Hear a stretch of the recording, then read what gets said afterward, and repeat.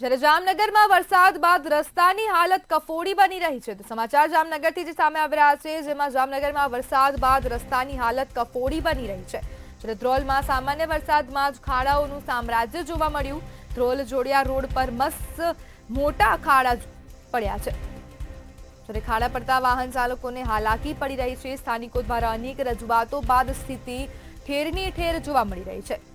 જ્યારે આરએનડી વિભાગના રોડ પર ખાડા પડતા લોકોને હાલાકી પડી રહી છે। અનેક વાહન ચાલકો ખાડામાં પડતા લોકોને ઈજાઓ પણ પહોંચી છે।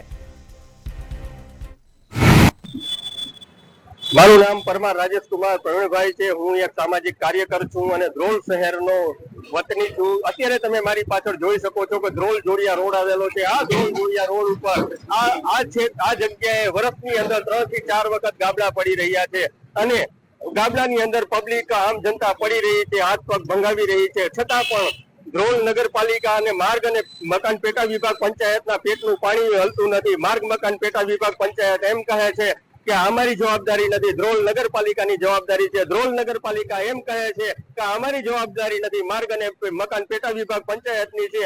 આ બંનેની લડાઈની અંદર અમે જનતા ખૂબ જ પીસી રહ્યા છીએ। અહીંયા અમારા હાથ પગ ભાંગી જાય છે, પડી છે, આખા ગારા વાળા થઈ જાય છે, કોઈ અમારી ફરિયાદ સાંભળવા વાળું નથી।